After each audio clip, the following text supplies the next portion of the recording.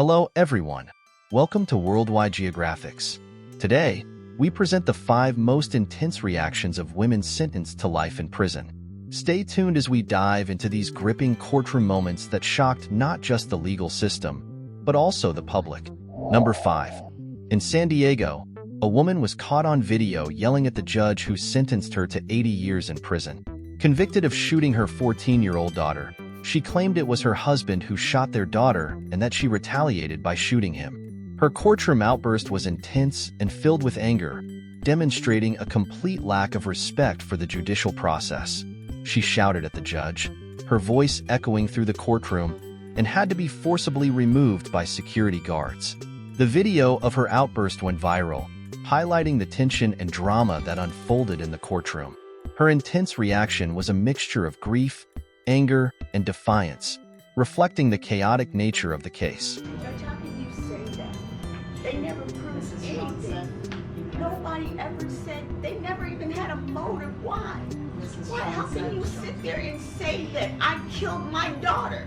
How? You have no, how can you say the things that you're saying? Because I wrote on the wall, I wrote on the mirror, this is all your fault. I didn't confess to killing anybody. I talked about the pills. Miss Nicole, Miss Rooney, she's talking about Ruben was begging for his life. Was she there? Is there any record that says I said Ruben was begging for his life? I mean, come on, John, you have never agreed to anything. Every time Mr. Bessie has ever said anything, you have always denied him the right to say anything. To say anything. How can you even sit there and say the evidence? What evidence? None of the evidence you're saying, no, it's not true either. Mrs. Johnson. Judge, you are not a fair judge. You are not. You talk about the evidence.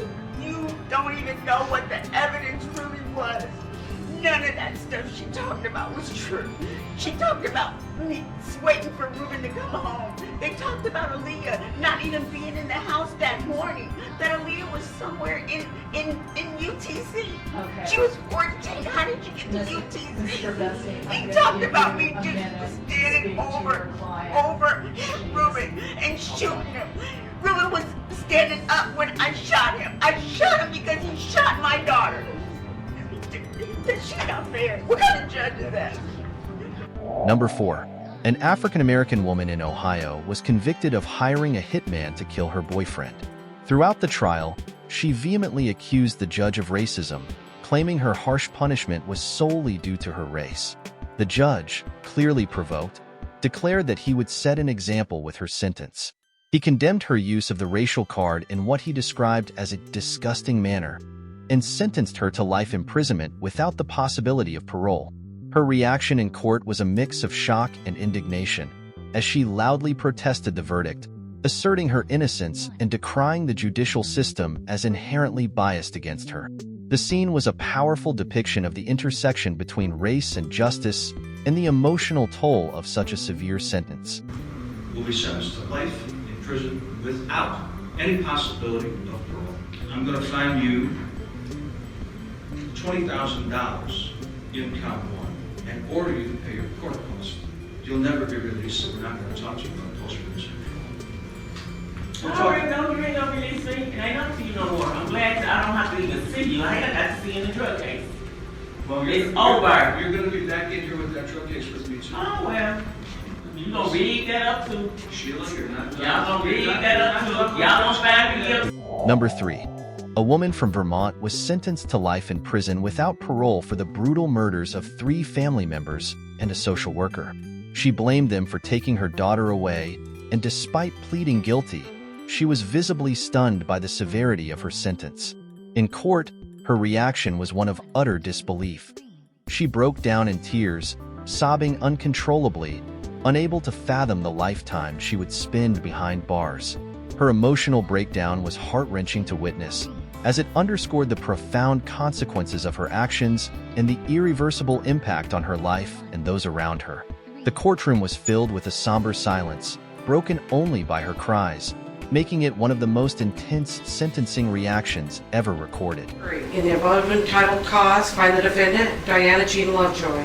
guilty of the crime of conspiracy to commit murder in violation of Penal Code Section 182(a). And then just moments later, We, the jury, in the above appellate cause, find the defendant, Weldon K. McDavid, guilty of the crime of conspiracy to commit murder.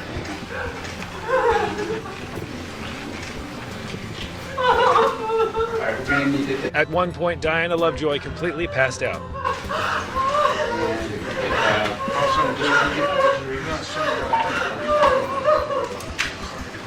Diana Lovejoy would regain consciousness. Then she was bound by her feet and her hands and led out of court by firefighters. Back in court, Weldon McDavid Jr. was convicted on all counts of attempted murder, conspiracy to murder, and assault with a deadly weapon charges. Jurors spoke about how they were able to come to a swift conviction, finding both Lovejoy and McDavid working together, trying to kill Lovejoy's ex-husband, Gregory Mulvihill. He didn't miss. He hit him center mass, but he moved. We have to put what happened, that it was an attempted murder, and that Mr. Mulvihill did luckily survive this, but this could have been a very different outcome. Because it was a well-thought-out crime didn't mean it was a smartly thought-out crime. Number 2. In November 2017, a woman and her accomplice, a weapons instructor, were convicted of conspiring to murder her husband's wife. Their poorly executed plan led to a swift arrest and subsequent trial. During sentencing, the woman collapsed dramatically in court upon being found guilty on all charges. Her reaction was extreme, as she fell to the ground, overwhelmed by the reality of her 25-year prison sentence. Her accomplice, facing 50 years, remained stoic, but the woman's collapse highlighted the gravity of their failed plot and the heavy price of their criminal actions. The courtroom was thrown into chaos as medical personnel rushed in to assist her, adding a dramatic layer to an already intense situation. I don't know if I will ever forgive Jody for what she has done to me and my family. Herring has previously admitted to killing social worker Lara Sobel in August 2015, and 3 of Herring's relatives, Regina Herring, Rhonda Herring, and Juliana Falzerano. We all know that these birthdays and the anniversaries and the holidays return each year, and with them, the empty reminder of everything we no longer have. Sobel's husband Tim says one of their daughters spoke with her mom on the phone as the 48-year-old left her office in Barrie. Having spoken her last words to her mother, her answer was the noise of mommy being shot down, not once, but twice. My sister was anything but a model of professionalism and integrity, dedicated to the protection of the children of the state of Vermont. I asked for help several times, and I didn't get it. Prosecutors called the murders methodical. Both families called on the court to send a message in its sentence. For me, these 27 months have been incredibly long on the journey. Number 1.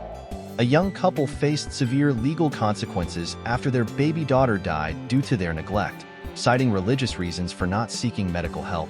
An investigation revealed that their negligence led to the baby's death and that minimal medical care could have saved her. Additionally, their other children were found in poor health due to a lack of vaccinations. The couple was sentenced to life in prison without parole, a decision that sparked a highly emotional reaction. In court, they expressed deep remorse, but the judge emphasized the irreversible harm caused by their actions. Their sentencing highlighted the tragic consequences of placing religious beliefs above the welfare of their children, making it a harrowing end to a deeply troubling case. That you're both charged with what they call felony murder, while in the perpetration or attempted perpetration of child abuse in the first degree, they're alleging that you murdered one Mary Welch. That is a charge called homicide felony murder. It is life without parole. It requires a DNA sample to be taken upon arrest, which is often like a cotton swab or in the inside of your cheek. The second offense that you're both charged with is called child abuse in the first degree, where they're alleging you knowingly or intentionally caused serious physical harm to a child. They're talking about this Mary Welch. It is a felony. Possible penalty of up to life imprisonment or any term of years less than life. Now those are the two separate. Thank you very much for watching. If you liked the video, don't forget to click the like button and subscribe to the channel. Turn on the notification bell to stay up to date with our videos. Stay tuned for more compelling stories from Worldwide Geographics.